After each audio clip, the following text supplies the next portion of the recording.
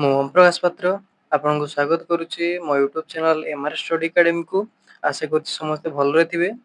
ଆଜିର ଭିଡ଼ିଓଟି child development ଆଉ ପେଡାଗୋଜିର ପ୍ରିଭିୟସ୍ ଇୟର୍ କ୍ୱେଶ୍ଚନ୍ ଗୁଡ଼ିକ ଯେଉଁଟାକି ଆମର OTT ହଉ JET ହଉ ସେଗୁଡ଼ିକ ବିଷୟରେ ଆମେ ଡିସ୍କସନ୍ କରିବା। ମୁଁ ଆପଣଙ୍କୁ ଏଠି ସବୁ ପ୍ରିଭିୟସ୍ ଇୟର୍ MCQ ଗୁଡ଼ାକ ଡିସ୍କସନ୍ କରିଦେବି। ଆପଣ ଯଦି OTT 2026 ଦିଅନ୍ତୁ, JET ଦିଅନ୍ତୁ, CET ଦିଅନ୍ତୁ, ଯେକୌଣସି ଏକ୍ଜାମ୍ ଦେଉଛନ୍ତି, ଏଇ ଭିଡ଼ିଓ ଦେଖିଲା ପରେ ଆପଣଙ୍କୁ 10ରୁ 12 ମାର୍କ ପୁରା ଫ୍ରିରେ ମିଳିବ। ମୁଁ ଆପଣଙ୍କୁ ଗ୍ୟାରେଣ୍ଟି ଦେଉଛି 10ରୁ 12 ମାର୍କ ଆପଣ CDPରେ ଫ୍ରିରେ ମିଳିଯିବ। ଆଉ ଗୋଟେ କଥା ହେଉଛି OTT ଆଉ JET କିମ୍ବା CET ଯେକୌଣସି ଏକ୍ଜାମ୍ରେ ପ୍ରିଭିୟସ୍ ଇୟର୍ କ୍ୱେଶ୍ଚନ୍ ଯଦି ଆପଣ ଦେଖିଦେଉଛନ୍ତି, ଆପଣଙ୍କୁ ଗ୍ୟାରେଣ୍ଟି ଦେଉଛି ଆପଣ 100+ ମାର୍କ ରଖିଦେବେ। ତେଣୁ ବାରମ୍ବାର କ୍ୱେଶ୍ଚନ୍ ରିପିଟ୍ ହେଉଛି। ତେଣୁ ଭିଡ଼ିଓଟି ଫୁଲ୍ ଦେଖନ୍ତୁ। ଭିଡ଼ିଓଟି ଭଲ ଲାଗିଲେ ଭିଡ଼ିଓ ଲାଇକ୍ କରିଦେବେ। ଆଉ ଯଦି ଆପଣଙ୍କୁ ଇନଫର୍ମେଟିଭ୍ ଲାଗିବ ଏମିତି ଭିଡ଼ିଓ ପାଇବା ପାଇଁ ଆପଣ ଭିଡ଼ିଓଟିକୁ ଲାଇକ୍ କରି ଚ୍ୟାନେଲଟିକୁ ସବସ୍କ୍ରାଇବ୍ କରିଦେବେ ଏବଂ ପାଖରେ ବେଲ୍ ଆଇକନ୍ଟିକୁ ଅଲ୍ରେ ସେଟ୍ କରିଦେବେ। ତେଣୁ ଯିବା କ୍ୱେଶ୍ଚନ୍ ଗୁଡ଼ିକ ଦେଖିବା କ'ଣ ସବୁ ରହିଛି। ଫାର୍ଷ୍ଟ କ୍ୱେଶ୍ଚନଟି କ'ଣ ରହିଛି ନା ଆମର କେଉଁଟି ପର୍ଯ୍ୟବେକ୍ଷଣର ଏକ ସାଧନୀ ନୁହେଁ ହେଲା।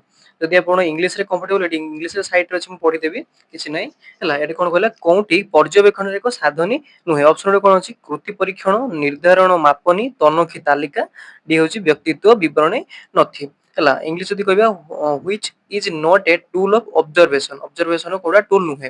ଆଚିଭମେଣ୍ଟ ଟେଷ୍ଟ, ରେଟିଂ ସ୍କେଲ୍, ଚେକଲିଷ୍ଟ ଆଉ ଏନକୋଡାଟାଲ ଡାଟା। ପର୍ଯ୍ୟବେକ୍ଷଣ ଆମେ କ'ଣ ବ୍ୟବହାର କରିଥାଉ, ସଠିକ ଉତ୍ତରଟି କ'ଣ ହବ ନା କୃତି ପରୀକ୍ଷଣ ବା ଆମର କ'ଣ ଆଚିଭମେଣ୍ଟ ଟେଷ୍ଟ ହେଲା। ଅବଜରଭେସନ ମନେ ରଖିବେ କ'ଣ ବ୍ୟବହାର କରୁ, ଆଚିଭମେଣ୍ଟ ଟେଷ୍ଟ ହେଲା। ବଢ଼ିଆ କ୍ୱେଶ୍ଚନଟି ଥିଲା। ନେକ୍ସଟ କ୍ୱେଶ୍ଚନ ଦେଖିବା କ'ଣ ଅଛି। ଏକ ପରୀକ୍ଷଣକୁ ବାରମ୍ବାର ପରୀକ୍ଷା କରାଗଲେ ଯଦି ସେମାନଙ୍କର ଦିଏ ଲବ୍ଧାଙ୍କ ଦିଏ, ତାହେଲେ ପରୀକ୍ଷଣଟି କ'ଣ ଅଛି ବୋଲି କୁହାଯିବ। ବୈଧତା ନା ବ୍ୟବହାରିକତା, ବିଶ୍ୱସନୀୟତା ନା ଅନୁମାନିକତା। ଇଂଲିଶ ଯଦି କହିବା କ'ଣ ଅଛି, if a test gives a same result whenever it is repeated it is called as ହେଲା। ଯଦି ସେମ୍ ରେଜଲ୍ଟଟା ବାରମ୍ବାର ଦଉ ତ କ'ଣ ବୋଲି କହିବା, ଭ୍ୟାଲିଡିଟି, ୟୁଜେବିଲିଟି, ରିଲାଏବିଲିଟି ନା ପ୍ରଡକ୍ଟିଭିଟି। ତେଣୁ ଏହାର ସଠିକ ଉତ୍ତରଟି କ'ଣ ହବ ନା ଅପସନ ନମ୍ବର ସି, ଏଟା କ'ଣ ବିଶ୍ୱସନୀୟତା ହେଲା ବା ଆମର ରିଲାଏବିଲିଟି। ମାନେ ସେଇ ଆମର ପରୀକ୍ଷଣ ଯଦି ବାରମ୍ବାର ସେଇ ଜିନିଷଟା ଦଉଛି ତାହେଲେ ସେଟା କ'ଣ କୁହାଯିବ, ରିଲାଏବିଲିଟି ହେଲା। ଆଉ ଗୋଟେ ଅଛି ଏଠି କ'ଣ ଅଛି, ଭ୍ୟାଲିଡିଟି। ମାନେ କ'ଣ ଆପଣ ଯେତିକି ଅବଜେକ୍ଟ ନେଇଥିବେ ମାପିବା ପାଇଁ, ଧର ଆପଣ ନେଇଥିବେ ଗୋଟେ ୟୁନିଟରେ ଯେତିକି ଧର 5 ମାର୍କିଆ କ୍ୱେଶ୍ଚନ୍, 1 ମାର୍କ, ଏମିତି ଯାହା ବି ଆପଣ ଅବଜେକ୍ଟ ନେଇଥିବେ ସେ ଅବଜେକ୍ଟ ଅନୁସାରେ ଯଦି ଆପଣ ସେ କ୍ୱେଶ୍ଚନଟା ପ୍ରିପେୟାର କରିଥିବେ, ତାହେଲେ ଯଦି ସବୁ ଗୁଡ଼ାକୁ ସେ କ'ଣ କରୁଥିବ, ଠିକ ଭାବରେ ପରିପୂର୍ଣ୍ଣ କରୁଥିବ, ତାକୁ କ'ଣ କୁହାଯିବ, ଭ୍ୟାଲିଡିଟି। ମନେ ରହିଲା ଭ୍ୟାଲିଡିଟି ଆଉ ରିଲାଏବିଲିଟି ଭିତରେ ଡିଫରେନ୍ସ କ'ଣ।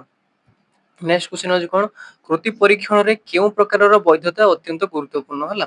ବା ଆମର which type of validity is important in the case of the achievement testing ହେଲା। ଆଚିଭମେଣ୍ଟ ଟେଷ୍ଟରେ କ'ଣ କ'ଣ ଭ୍ୟାଲିଡିଟି ଥିବା ଦରକାର। ଅପସନରେ କ'ଣ ଅଛି, ଗଠନ ବୈଧତା, ବିଷୟବସ୍ତୁ ବୈଧତା, ପୂର୍ବାନୁମିତ ବୈଧତା, ସମୟବର୍ତ୍ତୀ ବୈଧତା ହେଲା।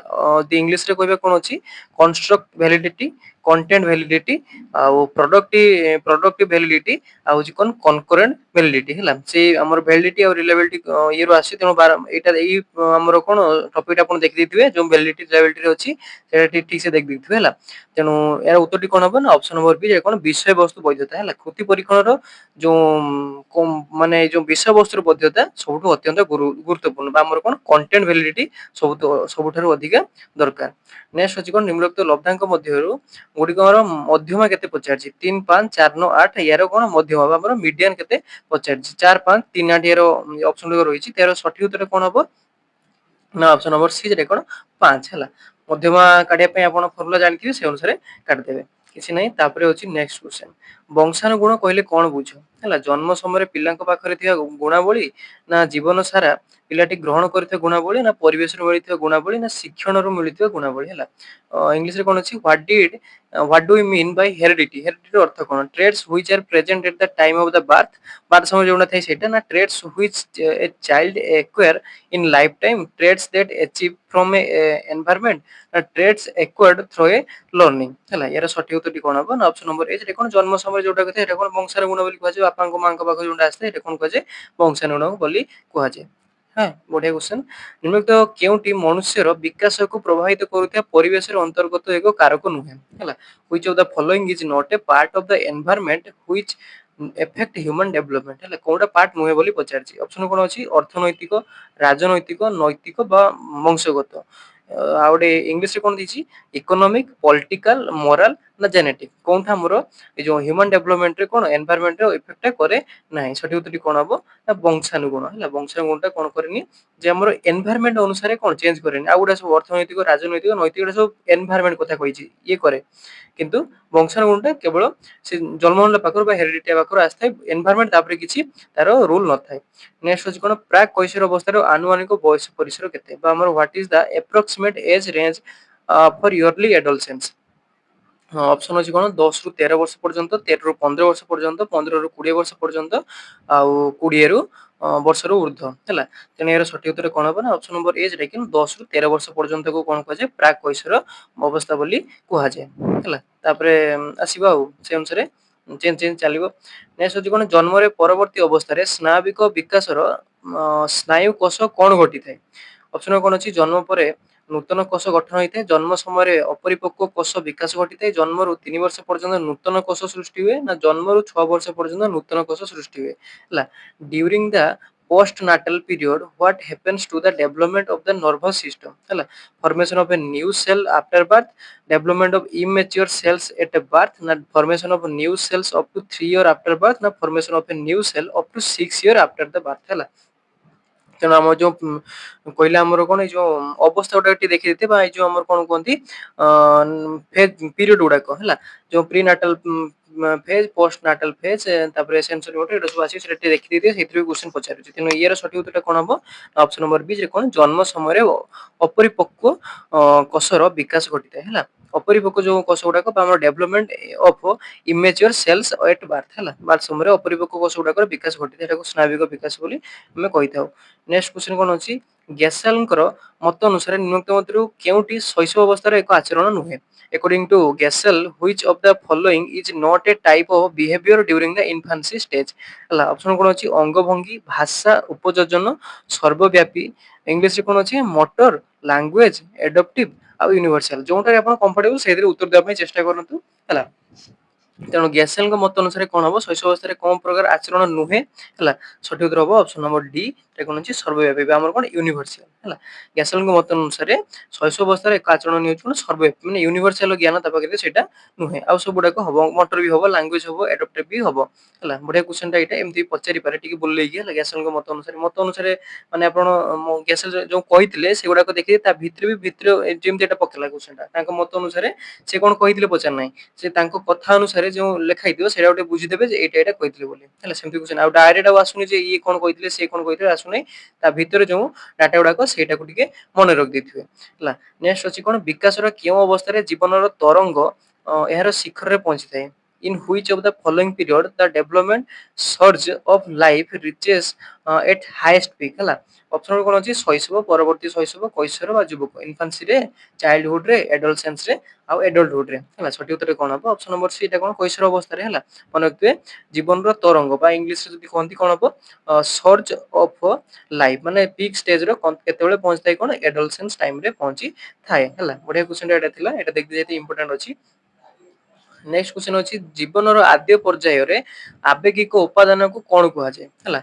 The emotional content of the initial phases of life is known as ହେଲା। କଣ କୁହାଯାଏ ଉତ୍ତେଜନା, ମାନସିକ ଚାପ, ଉତ୍କଣ୍ଠା, ଭୟ, ଏକ୍ସାଇଟମେଣ୍ଟ, ଷ୍ଟ୍ରେସ, ଏଂଜାଇଟି ନା ଫିୟର ହେଲା।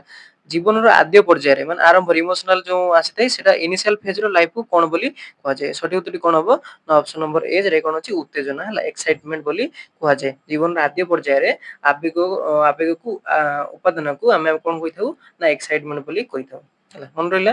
ନେକ୍ସଟ ହର୍ଲଙ୍କ ମତ ଅନୁସାରେ ଦେଖନ୍ତୁ ଏଠି ବି ସେଇଗୁଡାକ ମାନେ ଡାଇରେକ୍ଟ ପଚାରୁ ନାହିଁ ଯେ ଆମର କିଏ କଣ କହିଥିଲେ, ଏଠି କଣ ଥିଲା ଗୋଟେ ମତ ଦେଇଥିବ ସେଇ ଅନୁସାରେ ତା ଭିତରୁ ପଏଣ୍ଟ ଗୁଡାକ ଟିକେ ବୁଝିକି ଯାଇଥିବେ ଆଉ ସେଟା ପଡୁନାହିଁ, ତେଣୁ ଟିକେ ବୁଝିକି ଯିବେ। ଏଠି ଯେମିତି ହେଲା ହର୍ଲଙ୍କ ମତ ଅନୁସାରେ ନିମ୍ନୋକ୍ତ ମଧ୍ୟରୁ କେଉଁଟି ସାମାଜିକ ବିକାଶକୁ ବୁଝାଏ। According to Hurlock which of the following is the meaning of social development ସାଙ୍ଗସାଥୀ ମାନଙ୍କ ସହ ଭାବ ବିନିମୟ ଦ୍ଵାରା ପରିପକ୍ୱତା, ସାମାଜିକ ସମ୍ପର୍କ ଦ୍ଵାରା ପରିପକ୍ୱତା ହାସଲ କରିବା, ନା କେବଳ ମାତ୍ର ପରିବାର ମତ ମଧ୍ୟରେ ପରିପକ୍ୱତା ହାସଲ କରିବା, ନା କେବଳ ମାତ୍ର ପଡୋଶୀଙ୍କ ମଧ୍ୟରେ ପରିପକ୍ୱତା ହାସଲ କରିବା ହେଲା। attains the maturity by interacting with the peers ମାନେ ସାଙ୍ଗମାନଙ୍କ ସହିତ ପିୟର୍ସ ମାନେ ହେଉଛି ସାଙ୍ଗମାନଙ୍କ ସହିତ। Attains the maturity in the social relationship ସାମାଜିକ ଲୋକମାନଙ୍କ ସହିତ ମିଶିବ, ନା attains the maturity only in the family ସହିତ, ନା ଆଟେନ୍ସ ଦ ମ୍ୟାଚୁରିଟି ଓନ୍ଲି ଦ ନାଇବରହୁଡ ସହିତ ହେଲା। ଏହାର ସଠିକ ଉତ୍ତର କ'ଣ ହବ ନା ଅପସନ ନମ୍ବର ବି ଜଣା ପଡ଼ିଯାଉଛି ଯେ ଆମର କ'ଣ ସୋସିଆଲି ମାନେ ସାମାଜିକ ଲୋକଙ୍କ ସହିତ ସୋସିଆଲ ରିଲେସନ ସହିତ ମିଶିକି ସେ କ'ଣ ହରଲୋକ କହିଥିଲେ ଯେ ସେଇ ଅନୁସାରେ ତାର ସାମାଜିକ ବିକାଶଟା ହବ। ଏଟା ବଢ଼ିଆ କ୍ୱେଶ୍ଚନଟା ଥିଲା। ବୁଝିକି ପେଡାଗୋଜିରେ ଆପଣ ସବୁବେଳେ ସିଡିପିରେ ଦେଖିବେ ନିଜକୁ ଆଗେ ମାନେ ଦେଖିଥିବେ ଆମକୁ ଏଇଟା ଠିକ ଲାଗୁଛି ହେଲା, ସେଇ ଅନୁସାରେ ଉତ୍ତର ହବ। ତାପରେ ନେକ୍ସଟ ଅଛି କ'ଣ 7 ରୁ 12 ବର୍ଷର ଯୌବନାରମ୍ଭ ପର୍ଯ୍ୟନ୍ତ ବିକାଶର ପର୍ଯ୍ୟାୟକୁ କ'ଣ କୁହାଯାଏ ହେଲା। What is the name of the stages of development from the 7 to 12 years or up to the onset of puberty ହେଲା। ଦେଖନ୍ତୁ ଦିଟା ଆମର ଷ୍ଟେଜେସ୍ ରୁ ପଡ଼ିଗଲା, ଦିଟା ନା ତିନିଟା କ୍ୱେଶ୍ଚନ ପଡ଼ିଲା ଷ୍ଟେଜେସ୍, ତେଣୁ ଷ୍ଟେଜେସ୍ ଟା ଟିକେ ଦେଖି ଯାଇଥିବେ ଯେ କେତେରୁ କେତେ ବର୍ଷ ଭିତରେ ପଡୁଛି ହେଲା। ଏବେ ଅପସନ କ'ଣ ଅଛି ଶୈଶବ ଅବସ୍ଥା କୁହାଯାଏ, ପ୍ରାକ୍ ଶୈଶବ, ପରବର୍ତ୍ତୀ ଶୈଶବ, ନା କୈଶୋର ଅବସ୍ଥା ହେଲା। ଇନଫାନ୍ସି, ପ୍ରି ଚାଇଲ୍ଡହୁଡ, ଲେଟର ଚାଇଲ୍ଡହୁଡ ଆଉ ଏଡୋଲସେନ୍ସ। ଆପଣଙ୍କ ପାଇଁ ଗୋଟେ କାମଟା ହେଲା ଏଇ ଯୋଉ ଏଇ ଶୈଶବ ଅବସ୍ଥା, ପ୍ରାକ୍ କୈଶୋର ଅବସ୍ଥା ବା ଇନଫାନ୍ସି, ପ୍ରି ଚାଇଲ୍ଡହୁଡ ଏଗୁଡ଼ା ସବୁ ଦେଇଥିଲେ କି ହେଲା। ଏଇଟା ଟିକେ ଆପଣ ମତେ କମେଣ୍ଟ ସେକ୍ସନରେ ଜଣେଇବେ ଯେ ଏଇଟା ଦେଇଥିଲେ କି ହେଲା। ଏହାର ସଠିକ ଉତ୍ତର କ'ଣ ହବ ନା ଅପସନ ନମ୍ବର ସି ରେ କ'ଣ ପରବର୍ତ୍ତୀ ଶୈଶବ ଅବସ୍ଥା ହେଲା, letter childhood. Option number C ଟା ଠିକ ହବ। ଆମର 7 ରୁ 12 ବର୍ଷ ବୟସକୁ କ'ଣ କୁହାଯାଏ ଲେଟର ଚାଇଲ୍ଡହୁଡ ବୋଲି କୁହାଯାଏ ହେଲା। ନେକ୍ସଟ ଅଛି କ'ଣ ନିମ୍ନୋକ୍ତ କେଉଁଟି ଏକ ମୌଳିକ ରାସାୟନିକ ପଦାର୍ଥ ଯାହା ବଂଶାନୁକ୍ରମିକ ଗୁଣକୁ ପୂର୍ବଜ ମାନଙ୍କ ଠାରୁ ଆଣିବାରେ ସାହାଯ୍ୟ କରେ ହେଲା। which of the following is a basic chemical primarily responsible for genetic inheritance ହେଲା। ଡିଏନଏ କୁହାଯାଏ, ଆରଏନଏ କୁହାଯାଏ, ଗୁଣସୂତ୍ର ଜିନ୍ କୁହାଯାଏ। ଡିଏନଏ, ଆରଏନଏ, କ୍ରୋମୋଜୋମ, ଜିନ୍ସ ହେଲା। ଏର ସଠିକ ଉତ୍ତର କ'ଣ ହବ ଯେ ସାଇନ୍ସ ପିଲା ତ ଆରାମସେ ଜାଣିପାରିବ କିଛି ନାହିଁ। କ'ଣ କୁହାଯାଏ ନା ଆମର ମୌଳିକ ଯୋଉ ରାସାୟନିକ ପଦାର୍ଥଟା ଆସିଥାଏ ତାକୁ ଆମେ କ'ଣ କହିଥାଉ ନା ଡିଏନଏ ବୋଲି କହିଥାଉ ହେଲା। ମନରେ ଏଇଟା ଆମର ଜିନ୍ ନୁହେଁ ହେଲା, ଡିଏନଏ ଆମର ଯୋଉ ମୌଳିକ ରାସାୟନିକ ପଦାର୍ଥଟା ଯାହା ବଂଶାନୁକ୍ରମ ଗୁଣକୁ ପୂର୍ବଜମାନଙ୍କଠୁ ଆଣିଥାଏ ସେଇ ଆମର ରାସାୟନିକ ପଦାର୍ଥଟାକୁ ଡିଏନଏ କୁହାଯାଏ। ସେଇ ଗୁଣଟାକୁ ଆମର କ'ଣ ଜିନ୍ ବୋଲି, ତାର ସମାହାର କ'ଣ କୁହାଯାଏ ଜିନ୍ ବୋଲି କୁହାଯାଏ। ନେକ୍ସଟ ଦେଖିବା କ'ଣ ଅଛି ନିମ୍ନୋକ୍ତ ମଧ୍ୟରୁ କେଉଁଟି ଶିକ୍ଷଣର ଏକ ଅର୍ଥ ଗଠନ ପ୍ରକ୍ରିୟା ସମ୍ପର୍କିତ ନୁହେଁ। which of the following is not related to the process of the learning as a meaning making ହେଲା। ଅପସନ କ'ଣ ଅଛି ଶିକ୍ଷଣ ଏକ ସକ୍ରିୟାତ୍ମକ ପ୍ରକ୍ରିୟା, ଶିକ୍ଷଣ ଏକ ଭାଷା ଅନ୍ତର୍ଭୁକ୍ତ, ଶିକ୍ଷଣ ଏକ ପୂର୍ବ ପର ପ୍ରସଙ୍ଗ ସମ୍ବନ୍ଧିତ ପ୍ରକ୍ରିୟା, ନା ଶିକ୍ଷଣ ଏକ ତତ୍କ୍ଷଣାତ ପ୍ରକ୍ରିୟା ହେଲା।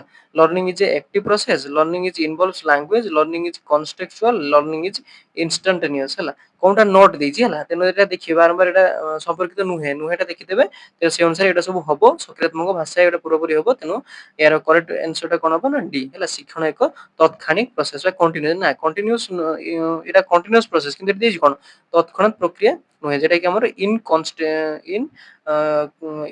ଇନଷ୍ଟାନ୍ସ ପ୍ରୋସେସ ହେଲା, ମାନେ କଣ୍ଟିନ୍ୟୁଅସ ର ଉଲ୍ଟାଟା ହେଲା। ତେଣୁ ବେଳେ ବେଳେ ଦେଖନ୍ତୁ ତତ୍କ୍ଷଣିକ ଦେଇଛି, ତେଣୁ ଯଦି ବୁଝି ନ ପାରିବେ ଇଂଲିଶଟା ଦେଖିଦେବେ, ଇଂଲିଶରେ ପୁରା ବୁଝିପାରିବେ।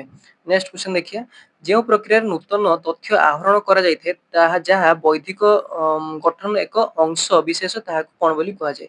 The process of assimilating new information as a part of the existing cognitive structure is known as କ'ଣ ବୋଲି କହିବା।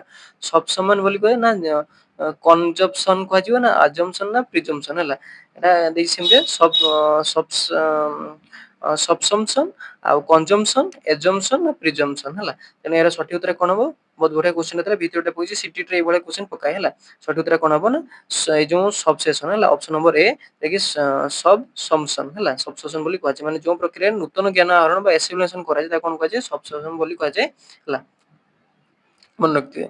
ନେକ୍ସଟ ହଉଛି କ'ଣ ନିମ୍ନୋକ୍ତ ମଧ୍ୟରୁ କେଉଁଟି ପ୍ରଯତ୍ନ ପ୍ରମାଦ ଶିକ୍ଷଣ ତତ୍ତ୍ୱ ସମ୍ପର୍କରେ ଠିକ ନୁହେଁ। ପ୍ରଯତ୍ନ ପ୍ରମାଦ ଯେଟା କି ଆମର କ'ଣ trial and error ହେଲା। which of the following is not true about the trial and error theory of learning। ଆପଣ ଗୋଟେ ହୋମୱାର୍କ ରହିଲା ଟ୍ରାଏଲ ଏଣ୍ଡ ଏରର ମେଥଡଟା କିଏ ଦେଇଥିଲେ ହେଲା। ଆପଣ ହୋମୱାର୍କ ମତେ ଆମର ଜଣେଇବେ କମେଣ୍ଟ ସେକ୍ସନରେ ହେଲା। ଅପସନ କ'ଣ ଅଛି ଶିକ୍ଷଣ ଏକ ବୌଦ୍ଧିକ ପ୍ରକ୍ରିୟା, ସଂଯୋଗ ସ୍ଥାପନ ଦ୍ୱାରା ଶିକ୍ଷଣ ସମ୍ଭବ ହୋଇଥାଏ, ବିଚାର ଶିକ୍ଷଣର ମଧ୍ୟସ୍ଥି ଭାବେ କାର୍ଯ୍ୟ କରିଥାଏ, ନା ଶିକ୍ଷଣ ଏକ ଅନ୍ତର୍ଦୃଷ୍ଟି ପ୍ରକ୍ରିୟା ନୁହେଁ ହେଲା। ଏଠି ଦେଖ ଇଂଲିଶରେ କ'ଣ ଦେଇଛି learning is a incremental, learning is the result of the formation of the connections, learning is the mediated by ideas, learning is not a insightful ହେଲା। ତେଣୁ ଟ୍ରାଏଲ ଆଣ୍ଡ ଏରର ଥିଓରି ଅନୁସାରେ କୋଉଟା ଠିକ ନୁହେଁ ବୋଲି ଏଠି କହିଛି। ତେଣୁ ସଠିକ ଉତ୍ତର କ'ଣ ହବ ନା ଅପସନ ନମ୍ବର ସି ଯେଟା କ'ଣ ବିଚାର ଆଉ ଶିକ୍ଷଣରେ ମଧ୍ୟସ୍ଥି ଭାବେ କାର୍ଯ୍ୟ କରିଥାଏ। Learning is a mediator by the ideas ହେଲା। ଏଇଟା ହବ ସଠିକ ଉତ୍ତର। ମନେ ରଖିଥିବେ ଏଟା ପ୍ରଯୋଜନ ପ୍ରବନ୍ଧର ଶିକ୍ଷଣ ତତ୍ତ୍ୱର ଏଟା ସମ୍ପର୍କିତ ନୁହେଁ ଆଉ ଗୁଡାକ ହବ ଯେମିତି ଅନ୍ତର୍ଦୃଷ୍ଟି ପ୍ରକ୍ରିୟା ନୁହେଁ ଏଟା ନୁହେଁ ହବ ସଂଯୁକ୍ତି ସ୍ଥାପନ ଦ୍ୱାରା ଶିକ୍ଷଣ ସମ୍ପର୍କ ଏଟା ହବ ଆଉ ଶିକ୍ଷଣକ ବର୍ଦ୍ଧ ପ୍ରକ୍ରିୟା ବି ହବ କିନ୍ତୁ ସେଇଟା ଠିକ ହବ ନାହିଁ।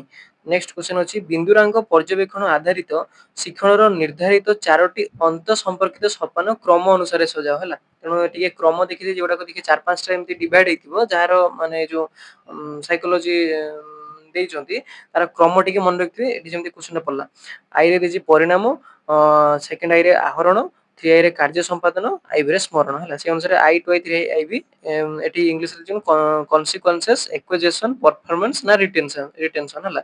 ତେଣୁ ଏହାର ସଠିକ ଉତ୍ତର ଟିକେ କ୍ରମଟା ମନେ ରଖିଥିବେ ହେଲା। ତେଣୁ ଏହାର ସଠିକ ଉତ୍ତର କଣ ହବ ନା ଅପସନ ନମ୍ବର ସି ଯେଟା କଣ ଅଛି ଫାଷ୍ଟ ଟୁ ଆଇ ମାନେ ଆହରଣ ହବ ତାପରେ ଆଇଭି ଯେଟା କି ସ୍ମରଣ ହବ ହେଲା ଆଉ ତାପରେ 3 ଆଇ ଯେଟା କି କାର୍ଯ୍ୟ ସମ୍ପାଦନ ତାପରେ ପରିଣାମ ହେଲା। ଅପସନ ନମ୍ବର ସିଟା ଠିକ ହବ ମନେ ରଖିଥିବେ ଫାଷ୍ଟ ହଉଛି ଆହରଣ କରିବେ ତାପରେ ସ୍ମରଣ ରଖିବେ ତାପରେ ପରଫରମାନ୍ସ କାମ କରିବେ ତାପରେ କନସିକ୍ୱେନ୍ସ ପରିଣାମଟା ଦେଖିବେ ଏଇଟା ରହିଲା। ତାପରେ ନେକ୍ସଟ କ୍ୱେଶ୍ଚନ ଅଛି ନିମ୍ନୋକ୍ତ ମଧ୍ୟରୁ କେଉଁଟି ଆଡଭାନ୍ସ ଅର୍ଗାନାଇଜର ସମ୍ପର୍କିତ ନୁହେଁ ହେଲା।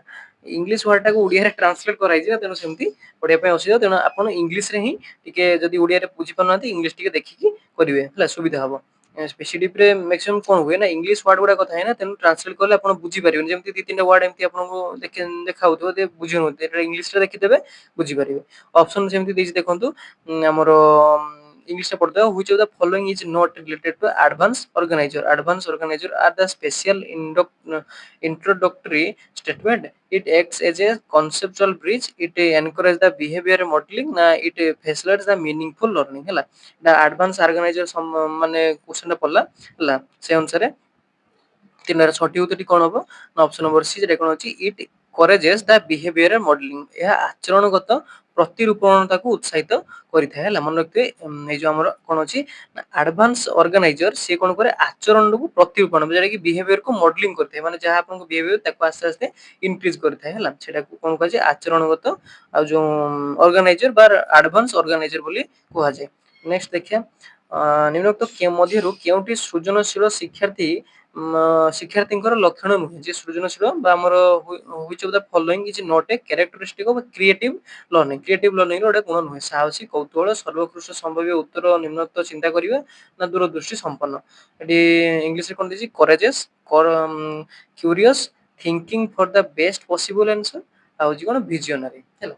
ଏର ସଠିକ ଉତ୍ତର କଣ ହବ ଯେ ଆମର କ୍ରିଏଟିଭ ଲର୍ଣ୍ଣର ପାଖରେ କୋଉ ପ୍ରକାର ଲକ୍ଷଣ ହବ ନାହିଁ ମାନେ ଥାଏ କିନ୍ତୁ ଏଠି ନୁହେଁ ପଚାରିଛି ହେଲା ନଟ ଆଉ ଏଟା ଦେଖିବେ ଟିକେ ଠିକ ସେ ଓଟିଟି ରେ ସେଇଭଳିଆ କ୍ୱେଶ୍ଚନ ପକାଏ ହେଲା ନୁହେଁ ଦେଇଥିବେ ଆପଣ ଦେଖିନଥିବେ। ଏହାର ସଠିକ ଉତ୍ତର କଣ ହବ ନା ଅପସନ ନମ୍ବର ସି ଯେଟା କଣ ସର୍ବୋତ୍କୃଷ୍ଟ ସମ୍ଭାବ୍ୟ ଉତ୍ତର ନିମିତ୍ତ ଚିନ୍ତା କରିବା ହେଲା thinking for the best possible answer କିନ୍ତୁ ଏଗୁଡା ଯୋଉ କରେଜେସ୍ ତା ଭିତରେ ଥିବ କ୍ୟୁରିୟସ୍ ବି ଥିବ ଭିଜନାରୀ ବି ଥିବ କିନ୍ତୁ thinking for the best possible answer ଏଇଟା ଗୋଟେ ମାନେ ଇଏ ଗୋଟେ ନେଗେଟିଭ ମାନେ ଏସବୁ ପଜିଟିଭ ଇଏ ଗୋଟେ ପଜିଟିଭ କିନ୍ତୁ ଏଇ ଅନୁସାରେ କଣ ହଉଛି ଏଗୁଡା ସବୁ ଠିକ ହେଇଯାଉଛି ଏଇଟା ଭୁଲ ହେଇଯାଉଛି। କ୍ୟୁରିୟସ୍ ଥିବ ଭିଜନାରୀ ଦୂରଦୃଷ୍ଟି ସମ୍ପନ୍ନ ବି ଥିବ ଆଉ ସାହସୀ ବି ଥିବ କିନ୍ତୁ କଣ ନଥିବ thinking for the best possible answer ଟା ତା ପାଖରେ ନଥିବ। ନେକ୍ସଟ ଅଛି କଣ ନିମ୍ନୋକ୍ତ ମଧ୍ୟରୁ କେଉଁଟି ଶିକ୍ଷଣ ବାଧିତ ଶିକ୍ଷାର୍ଥୀଙ୍କର ଏକ ଆଚରଣଗତ ସ୍ୱଚାଙ୍କ ନୁହେଁ ବା which of the following is not a behavior index of the children with learning difficulties ହେଲା। ସ୍ପଷ୍ଟ ଭାବେ ଚିନ୍ତା କରିପାରିବା ଶୀଘ୍ର କ୍ଳାନ୍ତ ଅନୁଭବ କରିବା ପଢିବା ବେଳେ କିଛି ଧାଡି ଡେଇଁଯିବା କଥାରେ ଓ କାର୍ଯ୍ୟରେ ଉତ୍ତେଜନା ଆଚରଣ କରିବା ହେଲା। Clarity in thinking easy onset of fatigue ସେଟା କି ଆମର କଣ କୁହନ୍ତି କ୍ଳାନ୍ତ ହେଲା ଫଟିକ ମାନେ କ୍ଳାନ୍ତ skipping the lines while reading impulsive behaviour in talk and action ହେଲା। ତେଣୁ ଆଚରଣଗତ ଯୋଉ ଆମର କଣ ଥାଏ ଡିଫିକଲ୍ଟିଜ ହେଲା ସେଥିରେ କୋଉଟା ଗୋଟେ ଗୁଣ ନୁହେଁ ସଠିକ ଉତ୍ତର କଣ ହବ ନା ଅପସନ ନମ୍ବର ଏ ଯେଟା କଣ ଅଛି ଆମର କ୍ଲାରିଟି ଇନ ଥିଙ୍କିଂ ବା ସ୍ପଷ୍ଟ ଭାବେ ଚିନ୍ତା କରିପାରେ ଆଉ ଗୁଡାକ ହବ ହେଲା।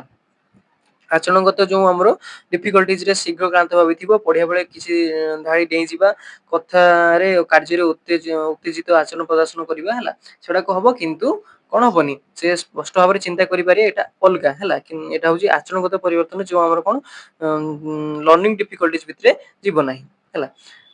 ନେକ୍ସଟ ଅଛି କଣ ଶିକ୍ଷଣ ଏକ ସାମାଜିକ କ୍ରିୟା ଭାବେ ବିଶ୍ୱାସ କରେ ଯେ କଣ ସବୁ ତାର ପଏଣ୍ଟ ଗୁଡାକ ଅଛି ଦେଖିବା ସମସ୍ୟା ସମାଧାନ ନିମିତ୍ତ କଥନକୁ ବ୍ୟବହାର କରିପାରିବା ସଂସ୍କୃତି ଶିଶୁର ବିକାଶ ନିମିତ୍ତ ବୈଦିକ ସାଧନ ରୂପେ କାର୍ଯ୍ୟ କରିଥାଏ।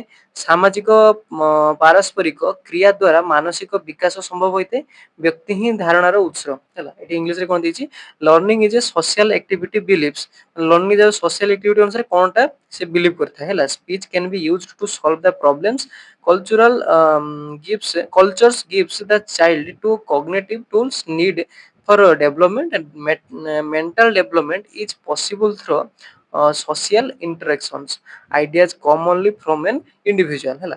ତେଣୁ ସାମାଜିକ ପ୍ରକ୍ରିୟା ଅନୁସାରେ କୋଉଟା ଆମର ବିଶ୍ୱାସ କରେ ଶିକ୍ଷଣଟା, ସଠିକ ଉତ୍ତର କଣ ହବ ନା ଅପସନ ନମ୍ବର ସି, ଯେଟା କଣ ଅଛି ସାମାଜିକ ପାରସ୍ପରିକ କ୍ରିୟା ଦ୍ୱାରା ମାନସିକ ବିକାଶ ହୋଇଥାଏ। ଯେଟା ସୋସିଆଲ ହେଲା। Mental development is possible through social interaction ହେଲା। ସୋସିଆଲ ଯେଠି ଦେଖିବା ମାନେ ସୋସିଆଲ ଆକ୍ଟିଭିଟି, ତେଣୁ ସେଟା ସୋସିଆଲ ହିଁ ସାମାଜିକ ଦ୍ୱାରା ହିଁ ତିଆରି ହବ ହେଲା। ସେଇ ମାନେ କିୱାର୍ଡ ଗୁଡାକ ଖୋଜିବେ। ପେଡାଗୋଜି କିଛି ନାହିଁ, ଖାଲି ଯଦି ଆପଣ ସିଲାବସ ଥରେ କଭର କରିଦଉଛନ୍ତି କିୱାର୍ଡ ଗୁଡାକ ଦେଖିବେ, ଯେମିତି କି ସୋସିଆଲ ଆକ୍ଟିଭିଟି ଏଠି ସୋସିଆଲ ଦେଖିଲେ ହେଲା, ସେଇଭଳିଆ କିୱାର୍ଡ ଖାଲି ଖୋଜିବେ ହେଲା। କିୱାର୍ଡ ଖୋଜିଲେ ଆପଣଙ୍କୁ ସୁବିଧା ହବ କରିବା ପାଇଁ। ଦେଖିବା ନେକ୍ସଟ ଅଛି, ସ୍ପଷ୍ଟ କଥନରେ ଅସୁବିଧା ଦେଖାଯାଉଥିବା ଶିଶୁମାନଙ୍କୁ କଣ ବୋଲି କୁହାଯାଏ। ଏଟା ଡିଫିକଲ୍ଟିଜ ରୁ ଆସିଲା କ୍ୱେଶ୍ଚନଟା ହେଲା। ଦ ଚିଲଡ୍ରେନ ହେଭିଂ ଦ ପ୍ରୋବ୍ଲେମ୍ସ ଇନ ସ୍ପିଚ ଆର୍ଟିକୁଲେସନ ଆର୍ ନୋନ୍ ଏଜ୍, ଯୋଉଟା ଉଚ୍ଚାରଣରେ ହୁଏ, ଏଟା କଣ ବୋଲି କୁହାଯାଏ। ଡାଇଲେକ୍ସିଆ, ଡିସଗ୍ରାଫିଆ, ଡିସଫାସିଆ, ଆପାସିଆ ହେଲା। ତେଣୁ ସେଟା ଇଂଲିଶରେ ଏଠି ଲେଖା ହେଇଛି। ତେଣୁ ୟାର ସଠିକ ଉତ୍ତରଟା କଣ ହବ ନା ଅପସନ ନମ୍ବର ଡି, ଯେଟା କଣ ହଉଛି ଆଫାସିଆ ହେଲା। ଯଦି ମାନେ କଥା କହିବାରେ ତାକୁ ଅସୁବିଧା ହଉଛି ପିଲାଟିକୁ, ତାହେଲେ ତାକୁ କଣ ହେଇଛି ନା ଆପାସିଆ ହୋଇଛି। ଆପ୍ରାକ୍ସିଆ, ଯେଟା ଆପାସିଆ ସେମିତି ପ୍ରୋନାଉନ୍ସିଏସନ କରାଯାଏ। ମନେ ରଖିଥିବେ ସ୍ପିଚ ପାଇଁ ଯଦି ଏଟା ଡିଫିକଲ୍ଟ ହେଇଛି, ଆପଣ ଦେଖିବେ ଏଟା ତ କହିଲା କଣ ସ୍ପିଚ ପାଇଁ ଆପଣ ଯୋଉ ଦେଖିଦେଇଥିବେ ଆମର ଯୋଉ ରହିଲା ଇଏ ପାଇଁ ମନେ ରଖିବା ପାଇଁ ହଉ, ତାପରେ ଗଣିତ ପାଇଁ ହଉ, ଲେଖିବା ପାଇଁ ହଉ ହେଲା, ଏଗୁଡା ସବୁ ରହିଛି ଡିଫିକଲ୍ଟି ଢେର ଗୁଡାକ ରହିଛି, ସେଟା ଦେଖିଦେଇ ଯାଇଥିବେ ପଢିପାରେ ଏଇ ବର୍ଷ କ୍ୱେଶ୍ଚନ ରେ। ନେକ୍ସଟ ଅଛି, ବିଦ୍ୟାଳୟର ବିଭିନ୍ନ ପ୍ରକାର କାର୍ଯ୍ୟ ମାଧ୍ୟମରେ ପିଲାମାନେ ଆହରଣ କରୁଥିବା ସାମଗ୍ରିକ ଅନୁଭୂତିକୁ ପ୍ରକାଶ କରିବା ପାଇଁ ନିମ୍ନଲିଖିତ କେଉଁ ଶବ୍ଦ ବ୍ୟବହାର କରେ। ଯେଉଁ ସବୁ କାମ ଗୁଡା କରେ ତାକୁ କଣ ବୋଲି କୁହାଯାଏ। which term is used to express the totality of the learning experiences that the pupil receives through manifold activity in school ହେଲା। ସ୍କୁଲରେ ଯୋଉ ସବୁ କାମ କରେ। ଅପସନ କଣ ଅଛି, ପାଠ୍ୟକ୍ରମ, ବିଷୟବସ୍ତୁ, ପାଠଟିକା, ପାଠ୍ୟକ୍ରମ। ଡେଫିନେସନ ଅନୁସାରେ ପଡିଛି ଦେଖନ୍ତୁ ହେଲା। Curriculum, content, lesson plan, syllabus ହେଲା। ତେଣୁ ସଠିକ ଉତ୍ତର କଣ ହବ ନା ଅପସନ ନମ୍ବର ଏ, ଯେଟା କଣ କହୁଛି ପାଠ୍ୟକ୍ରମ ବା କରିକୁଲମ କୁହାଯାଏ। ମାନେ ଏଇଟା ମନେ ରଖିଥିବେ ଯେ ପିଲା ସ୍କୁଲରେ ଯୋଉ ସବୁ କାମ କରିଥାଏ ସେଟାକୁ କଣ କୁହାଯାଏ, ପାଠ୍ୟକ୍ରମ ବୋଲି କୁହାଯାଇଥାଏ ହେଲା। ଏଇଟା ଟିକେ ଡେଫିନେସନ ରୁ ପଡିଯାଇଛି, ଫାଷ୍ଟ ଟିକେ ଆମର ବହିରେ ଥିଲା ସେଇଟାରୁ ପଡିଯାଇଛି। ନିମ୍ନଲିଖିତ ମଧ୍ୟରୁ କେଉଁଟି ଅନୁସୂଚିତ ଜାତି ଆଦିବାସୀ ପିଲାଙ୍କ ଶିକ୍ଷା ପାଇଁ ସଂଶୋଧିତ ଜାତୀୟ ଶିକ୍ଷାନୀତି 1992 ରେ ଏକ କାର୍ଯ୍ୟପନ୍ଥା ଭାବେ ଗ୍ରହଣ କରାଯାଇ ପାରିବ କରାଯାଇ ନାହିଁ ହେଲା। which of the following is not strategy being recommended by program of action 1992 1986 ରେ ଆସିଲା, ତାକୁ ଚେଞ୍ଜ ହେଇକି ପ୍ରୋଗ୍ରାମ ଅଫ ଆକ୍ସନ 1992 ରେ ଆସିଲା for the education for SC ST education ପାଇଁ। ସମସ୍ତ ଶିକ୍ଷା ସ୍ତରରେ ଅନୁସୂଚିତ ଜାତି ଆଦିବାସୀ ଏବଂ ଅନୁସୂଚିତ ଜାତି ଆଦିବାସୀ ଶିକ୍ଷା ବିକାଶରେ ସମାନତା ରକ୍ଷା କରିବା। ବିଦ୍ୟାଳୟରେ 100% ଅନୁସୂଚିତ ଜାତି ଆଦିବାସୀ ପିଲାଙ୍କ ନାମ ଲେଖାରେ ସୁନିଶ୍ଚିତ କରିବା ଓ ସଫଳତା ସହ ପ୍ରାଥମିକ ଶିକ୍ଷା ସମ୍ପନ୍ନ କରିବା। ଅନ୍ତତଃ ପକ୍ଷେ 75% 11 ବର୍ଷରୁ 14 ବର୍ଷ ବୟସର ପିଲା ବିଦ୍ୟାଳୟର ନାମ ପଞ୍ଜୀକରଣ କରି ସଫଳତା ସହ ଅଷ୍ଟମ ଶ୍ରେଣୀ ସମ୍ପନ୍ନ କରିବା। ଆଉ ଅନ୍ତତଃ ପକ୍ଷେ 75% ପ୍ରାଥମିକ ଶିକ୍ଷକଙ୍କୁ ତାଲିମ ପ୍ରଦାନ କରିବା ହେଲା। ଏଇଟା ରହିଲା, ଏଇଟା ଇଂଲିଶରେ ଲେଖା ହେଇଛି ସେମିତି। ତେଣୁ କଥା ହେଲା ଗୋଟେ ଦେଖିଦେଇଥିବେ ଯୋଉ ଆମର ଆସିଥିଲା 1986 ରେ ହେଲା ଏନ୍ଇପି, ତାପରେ 1992 ଆସିଲା ହେଲା, ସେମିତି ସବୁ 2000 ମସିହାରେ ଆସିଥିଲା ହେଲା। ଏଗୁଡା ସବୁ ଦେଖିଦେଇଥିବେ ଯେ ତାର ଅବଜେକ୍ଟିଭ ଗୁଡାକ ଠିକ ସେ ଟିକେ ଦେଖିଦେଇଥିବେ, ଖାଲି ଆଖି ପକେଇ ଦେଇଥିବେ। ଏମିତି ଯେମିତି କ୍ୱେଶ୍ଚନ ଏଟା ଦେଖିଲେ 1992, 1986 ଦେଖିଦେଇଥିବେ, ଟିକେ 2000 ମସିହା ଦେଖିଦେଇଥିବେ, 2023 ରେ ନୂଆ ବି ଆସିଥିଲା ହେଲା, 2020 ରେ ଆସିଥିଲା ହେଲା। ତେଣୁ ଏନ୍ଇପି 2020 ରେ ଆସିଥିଲା ହେଲା। ଆଉ ନ୍ୟାସନାଲ କରିକୁଲମ ଫ୍ରେମୱାର୍କ 2005 ରେ ଆସିଲା, ସେଠି ଦେଖିଦେଇଥିବେ, ଏଇ ଅନୁସାରେ ପକେଇପାରେ ହେଲା। ୟାର ସଠିକ ଉତ୍ତର କଣ ହବ, ଅପସନ ନମ୍ବର ଡି, ଯେଟା କଣ ଅଛି ଆମର ଅନ୍ତତଃ ପକ୍ଷେ 75% ପ୍ରାଥମିକ ଶିକ୍ଷାକୁ ତାଲିମ ପ୍ରଦାନ କରିବା। ଏ କଣ କହିଥିଲା, ଅନୁସୂଚିତ ଜାତି ଜନଜାତି କୋଉଟା ଗ୍ରହଣ କରାଯାଇ ପାରିବ କରାଯାଇ ନାହିଁ, ମାନେ ଆଉ ଗୁଡାକ ହବ, ଏଗୁଡାକ ଯୋଉ ଅନୁସୂଚିତ ଜାତି ଜନଜାତି ପାଇଁ ରହିଥିଲା ହେଲା, ଟିକେ ଦେଖିଥିବେ। କିନ୍ତୁ ଏଇ ଯୋଉ ଶିକ୍ଷକ ପାଇଁ 75% ପ୍ରାଥମିକ ଶିକ୍ଷକଙ୍କୁ ତାଲିମ ପ୍ରଦାନ କରେ, ଏଇଟା 1992 POA ପ୍ରୋଗ୍ରାମ ଅଫ ଏକ୍ସନ 1992 ରେ ଏଟା ନଥିଲା, ଆଉ ସବୁଗୁଡାକ ଥିଲା। ଏଟା ଦେଖିଦେଇଥିବେ ପଚାରି ପାରେ ସର୍ଟ କ୍ୱେଶ୍ଚନ ଯାଇକି ଅନ୍ତତଃ ପକ୍ଷେ 75% 11 ରୁ 14 ବର୍ଷ ପିଲାଙ୍କ ବିଦ୍ୟାଳୟ ନାମ ପଞ୍ଜୀକରଣ ପାଇଁ ସଫଳତା ସହିତ ଅଷ୍ଟମ ସମ୍ପୂର୍ଣ୍ଣ କରିବା, ଏଟା ବି ପକେଇ ପାରେ। ଟିକେ ଦେଖିଦେଇଥିବେ ସେ ଅବଜେକ୍ଟିଭ ଗୁଡାକ ଟିକେ ଦେଖିଦେଇଥିବେ। ନେକ୍ସଟ ଅଛି କଣ, ଏକ ଉତ୍ତମ ପରୀକ୍ଷଣରେ କେଉଁ ଗୁଣଟି ନଥାଏ ହେଲା। ଗୋଟେ ଯଦି ଠିକ ପରୀକ୍ଷଣ ଯାଇକି which quality is not found in good test ହେଲା, ଦେଖିଦେବେ ଓଟିଟି ରେ ମେନ୍ ହଉଛି କ'ଣ, ଏଇ ନୋଟଟା ଟିକେ ଦେଖି ଦେଖି ଯାଉଥିବେ ହେଲା, ନହେଲେ ଆପଣ ଜାଣିଥିବେ କିନ୍ତୁ ଭୁଲି ଯିବ। ବୈଧତା, ବିଶ୍ୱସନୀୟତା, ବ୍ୟବହାରିକତା, ନମନୀୟତା, ଭ୍ୟାଲିଡିଟି, ରିଲାଏବିଲିଟି, ୟୁଜେବିଲିଟି, ଫ୍ଲେକ୍ସିବିଲିଟି ହେଲା। ତେଣୁ ଟିକେ ଆଗରୁ ପଢିକି ଆସିଲେ ରିଲାଏବିଲିଟି କ୍ୱେଶ୍ଚନଟା ପଡୁଛି ହେଲା, ଟିକେ ରିଲାଏବିଲିଟି ଭ୍ୟାଲିଡିଟି ଦେଖି ଯାଇଥିବେ। ତେଣୁ ଉତ୍ତମ ପରୀକ୍ଷଣର କୋଉଟା ରହିବ ନାହିଁ, ସେଟା କ'ଣ ହବ, ଫ୍ଲେକ୍ସିବିଲିଟି ବା ନମନୀୟତା କେବେ ରହିବ ନାହିଁ ହେଲା। ଭ୍ୟାଲିଡିଟି ରହିବ, ରିଲାଏବିଲିଟି ରହିବ, ୟୁଜେବିଲିଟି ରହିବ ହେଲା। ଭ୍ୟାଲିଡିଟି ତ କହିଥିଲି, ରିଲାଏବିଲିଟି, ୟୁଜେବିଲିଟି ମାନେ କ'ଣ, ମାନେ ସେଟାକୁ ତୁମେ ଆପଣ ବ୍ୟବହାର କରିପାରୁଥିବେ। ଖାଲି ଯେ ପରୀକ୍ଷା କରିଦେଲେ, ପରୀକ୍ଷାର ମାନେ ହଉଛି କ'ଣ, ଆସେସମେଣ୍ଟ ମାନେ ହଉଛି ସେଟାକୁ ଆପଣ ମାନେ ସେଇ ତା ଦ୍ୱାରା ତାର ଜ୍ଞାନଟାକୁ ଆହୁରି ବଢେଇ ପାରିବେ। କୋଉ କ୍ଷେତ୍ରରେ ସେ କମି ଅଛି ସେଟାକୁ ପରେ ବ୍ୟବହାର କରିବା, କ'ଣ କୁହାଯାଏ, ୟୁଜେବିଲିଟି ବୋଲି କୁହାଯାଏ ହେଲା। ତେଣୁ ୟାର ସଠିକ ଉତ୍ତର ଫ୍ଲେକ୍ସିବିଲିଟି ହବା ନାହିଁ, ଦରକାର ନାହିଁ ଗୋଟେ ସଠିକ ପରୀକ୍ଷଣର। ନେକ୍ସଟ ଅଛି କ'ଣ, ନିମ୍ନୋକ୍ତ ପଦ୍ଧତିରେ କେଉଁଟି ଅନ୍ୟ ତିନୋଟି ପଦ୍ଧତି ଠାରୁ ଭିନ୍ନ? ଆଲୋଚନା କେନ୍ଦ୍ରିକ, ଶିକ୍ଷକ କେନ୍ଦ୍ରିକ, ଶିକ୍ଷାର୍ଥୀ କେନ୍ଦ୍ରିକ, ଶିକ୍ଷଣ କେନ୍ଦ୍ରିକ। ବଢିଆ କ୍ୱେଶ୍ଚନଟା ଅଛି ହେଲା। which of the following approaches is different from other three ହେଲା, ଅଲଗା ଡିସ୍କସନ ସେଣ୍ଟର୍ଡ, ଆଉ ହଉଛି teacher centred, learner centred, learning centred ହେଲା। ସଠିକ ଉତ୍ତର କ'ଣ ହବ ନା ଅପସନ ନମ୍ବର ବି, ଯେଟା କ'ଣ ଅଛି, ଶିକ୍ଷକ କେନ୍ଦ୍ରିକ। ଦେଖନ୍ତୁ, ଆଲୋଚନା କେନ୍ଦ୍ରିକ ହଉଛି, ଆଲୋଚନା କେନ୍ଦ୍ରିକ ଦ୍ୱାରା ପିଲାଙ୍କର ବି ପାର୍ଟିସିପେଟ କରିବେ, ଶିକ୍ଷକ ବି। ଶିକ୍ଷାର୍ଥୀ କେନ୍ଦ୍ରିକ ବି ସେଇଆ, ଶିକ୍ଷଣ କେନ୍ଦ୍ରିକ ବି ସେଇଆ। କିନ୍ତୁ ଶିକ୍ଷକ କେନ୍ଦ୍ରିକରେ, ଟିଚର ସେଣ୍ଟରରେ କ'ଣ ହବ, କେବଳ ଟିଚର ହିଁ ଆକ୍ଟିଭ ରହିବେ, ପିଲାମାନେ ପେସିଭ ରେ ରହିବେ। ତେଣୁ ସେଥିପାଇଁ ଏଟା ଅଲଗା ହେଲା ହେଲା। ଏଠି ଦେଖିଦେଇଛେ ଟିଚର ସେଣ୍ଟର୍ଡ ଆଉ ଆମର ଲର୍ନର ସେଣ୍ଟର୍ଡ ଆଉ ଲର୍ନିଂ ସେଣ୍ଟର, ଏଇଟା ସେ ଦେଖିଦେଇକି ଯାଇଥିବେ କିଏ ଆକ୍ଟିଭ କ'ଣ ସବୁ ରହୁଛନ୍ତି। ବୁଲେଇକି ଟିକେ କ୍ୱେଶ୍ଚନଟା ପକେଇ ଦେଖିଲେ ଯେମିତି এই କ୍ୱେଶ୍ଚନଟା ପଡିଲା। ନେକ୍ସଟ କ୍ୱେଶ୍ଚନ ଅଛି, ନିମ୍ନୋକ୍ତ ମଧ୍ୟରୁ କେଉଁଟି ଶିକ୍ଷାର୍ଥୀ କେନ୍ଦ୍ରିକ ପଦ୍ଧତି ଅଟେ ହେଲା। which of the following method is learner centered ହେଲା। ଆଲୋଚନା ଆଉ ନିର୍ଦ୍ଦେଶନା, ବର୍ଣ୍ଣନା, ପ୍ରକଳ୍ପ, ଡିସ୍କସନ, ଡେମନଷ୍ଟ୍ରେସନ, ନେରେସନ, ପ୍ରୋଜେକ୍ଟ ହେଲା। ଶିକ୍ଷାର୍ଥୀ କେନ୍ଦ୍ରିକ ପଦ୍ଧତିଟା ଏ ଭିତରୁ କୋଉଟା? ଏହାର ସଠିକ ଉତ୍ତର କ'ଣ ହବ ନା ଅପସନ ନମ୍ବର ଡି, ଯେଟା କ'ଣ, ପ୍ରକଳ୍ପ ହେଲା। ପ୍ରକଳ୍ପ ହଉଛି କ'ଣ ଦ୍ୱାରା, ଶିକ୍ଷାର୍ଥୀ କେନ୍ଦ୍ରିକ ଶିକ୍ଷା, ମାନେ ଶିକ୍ଷାର୍ଥୀ ନିଜେ ଯେଟା କରିବେ ସେଟା ହଉଛି ଶିକ୍ଷାର୍ଥୀ କେନ୍ଦ୍ରିକ ହେଲା। ଆଲୋଚନା ତ ସିଏ ମାନେ କ'ଣ, ଶିକ୍ଷକ ନିଜେ ଆଉ ଇଏ କରିଥାନ୍ତି, ଆଉ ନିର୍ଦ୍ଦେଶନା ବି ସେ ଶିକ୍ଷକ, ବର୍ଣ୍ଣନା ବି ସେଇ ଶିକ୍ଷକ, କିନ୍ତୁ ପ୍ରୋଜେକ୍ଟର ମେଥଡ କ'ଣ, ଟିଚର ମାନେ ଲର୍ନର ସେ ନିଜେ ହିଁ କରିଥାଏ। ନେକ୍ସଟ ହଉଛି କ'ଣ, ନିମ୍ନଲିଖିତ ମଧ୍ୟରୁ ଶିକ୍ଷାର୍ଥୀ କେନ୍ଦ୍ରିକ ପାଠ୍ୟକ୍ରମ କାହାର ଗୁରୁତ୍ୱ ଅଧିକ? which of the following is most important in learner centered curriculum ହେଲା। learner centered curriculum ରେ ହଉଛନ୍ତି ଆମର କାହାର ଗୁରୁତ୍ୱ ଅଧିକା? ଶିକ୍ଷକ, ଶିଶୁ, ବିଷୟବସ୍ତୁ, ପରିବେଶ ହେଲା। ଟିଚର, ଚାଇଲ୍ଡ, କଣ୍ଟେଣ୍ଟ, ଏନଭାୟରନମେଣ୍ଟ ହେଲା। ସଠିକ ଉତ୍ତର କ'ଣ ହବ ନା ଅପସନ ନମ୍ବର ବି, ଯେଟା କ'ଣ, ଶିଶୁ। ଟିଚର ସେଣ୍ଟର୍ଡ ମାନେ ସରି ଲର୍ନର ସେଣ୍ଟର୍ଡ ମାନେ ସେଇ ଶିଶୁ ତାର କ'ଣ ହବ, କେନ୍ଦ୍ରବିନ୍ଦୁ ହବ। ଲାଷ୍ଟ କ୍ୱେଶ୍ଚନ ଅଛି ସିଡିପିର ହେଲା। କେଉଁ ଗୁଡ଼ିକ କେବଳ ଦୃଶ୍ୟ ଉପକରଣ ଅଟନ୍ତି? କଳାପଟା, ଚାର୍ଟ, ଫ୍ଲାସ କାର୍ଡ, କଳାପଟା ରେଡିଓ ଟେଲିଭିଜନ, କଳାପଟା ରେଡିଓ ଖବରକାଗଜ, ଟେପ ରେକର୍ଡର, କଳାପଟା ଟେପ ରେକର୍ଡର, ରେଖାଚିତ୍ର ହେଲା। କେବଳ କ'ଣ ଦେଇଛି, ସେ ଏଡ୍ସ ଗୁଡାକ ଦେଖି ଦେଇଥିବେ, ଭିଜୁଆଲ, ଅଡିଆଲ ଆଉ ଭିଜୁଆଲ ପ୍ଲସ ଅଡିଆଲ ହେଲା। ସେଟା ଦେଖି ଯାଇଥିବେ, ପକେଇଥିଲା ଆଗ ଥର, ସେଟା ଦେଖି ଯାଇଥିବେ, ପକେଇ ପାରେ ହେଲା। ତେଣୁ ୟାର ସଠିକ ଉତ୍ତର କ'ଣ ହବ, କୋଉଟା ଦୃଶ୍ୟ ଉପକରଣ ହବ ନା ଅପସନ ନମ୍ବର ଏ, ଯେଟା କ'ଣ ଅଛି, କଳାପଟା, ଚାର୍ଟ, ଫ୍ଲାସ କାର୍ଡ। କିନ୍ତୁ ଏଠି ଦେଖନ୍ତୁ, କଳାପଟା ରେଡିଓ, ରେଡିଓ ହଉଛି କ'ଣ ନା ଶ୍ରାବ୍ୟ, ତେଣୁ ଏଟା ଶ୍ରାବ୍ୟ ପଚାରନି, କଟିଯିବ। ସେମିତି ରେଡିଓ ବି ଏଠି ଦେଇଛି, ଏଠି ଆମର ଟେପ ରେକର୍ଡର ଦେଇଛି, ତେଣୁ ସେଟା ଟିକେ ଦେଖି ଯାଇଥିବ। ତେଣୁ ସଠିକ ଉତ୍ତର ଅପସନ ନମ୍ବର ଏ ହବ, ଆମର ବ୍ଲାକବୋର୍ଡ, ଚାର୍ଟ ଆଉ ଫ୍ଲାସ କାର୍ଡ। ତେଣୁ ଆପଣଙ୍କୁ କହିଦେଲି କୋଉ କୋଉ ଟପିକରୁ କେମିତି କ'ଣ କ୍ୱେଶ୍ଚନ ପଡୁଛି ହେଲା। ସେ ଅନୁସାରେ ଆପଣ ଟିକେ ପ୍ରିପେୟାର ହଉଥିବେ। ଡେଲି ସନ୍ଧ୍ୟା 6ଟାରୁ 7ଟା ଭିତରେ ମୁଁ ଡେଲି ଭିଡ଼ିଓ ଅପଲୋଡ କରୁଛି। ଆପଣ ଭିଡ଼ିଓଟି ଯଦି ଭଲ ଲାଗିଥିବ, ଭିଡ଼ିଓଟିକୁ ଲାଇକ୍ କରିଦେବେ। ଆଉ ଡେଲି ଏମିତି ପ୍ରାକ୍ଟିସ କରିବା ପାଇଁ ସିଡିପି ହଉ, ଆମର ଯଦି ଆପଣ ସାଇନ୍ସରେ ଦଉଛନ୍ତି ତାହେଲେ ସାଇନ୍ସର କ୍ୱେଶ୍ଚନ ଗୁଡାକ ହଉ, ଯଦି ଆପଣ ଆର୍ଟ୍ସରେ ଦଉଛନ୍ତି ହିଷ୍ଟ୍ରି, ଜିଓଗ୍ରାଫି ଯାହା ତ ରହିଲା, ଆଉ ଇଂଲିଶ, ଆଉ ସବୁ ଟପିକରେ ଏମିତି ମୁଁ ଭିଡ଼ିଓ ଅପଲୋଡ କରୁଛି। ଆପଣ ଚ୍ୟାନେଲଟିକୁ ସବସ୍କ୍ରାଇବ କରିଦେଇଥିବେ, ବେଲ୍ ଆଇକନକୁ ଗଲେ ସେଟ୍ କରିଦେଇଥିବେ। ଯଦି ପିଡିଏଫ୍ ଦରକାର ଅଛି, ମୁଁ ଟେଲିଗ୍ରାମର ଲିଙ୍କ ଦେଇଦେବି, ସେଠି ଜଏନ୍ ହେଇଯାଆନ୍ତୁ। ସେଠି ବହୁତ ଗୁଡ଼ାକ ଭିଡ଼ିଓ ଅପଲୋଡ ହଉଛି। ସନ୍ଧ୍ୟା ସକାଳ 8ଟା ଆଉ 9ଟା ଭିତରେ ମ୍ୟାଥମେଟିକ୍ସ ଆଉ ରିଜନିଂର ମୁଁ କ୍ୱେଶ୍ଚନ ଗୁଡାକ ଅପଲୋଡ କରୁଛି। ସେଟା ପ୍ରାକ୍ଟିସ ବି କରିପାରିବେ, କିଛି ନାହିଁ, ପିଡିଏଫ୍ ମୁଁ ଅପଲୋଡ କରିଦଉଛି। ତେଣୁ ଶୀଘ୍ର ଯାଇ ଟେଲିଗ୍ରାମରେ ଜଏନ୍ ହେଇଯାଆନ୍ତୁ। ଆଜି ପାଇଁ ଏଇଠି ରହୁଛି।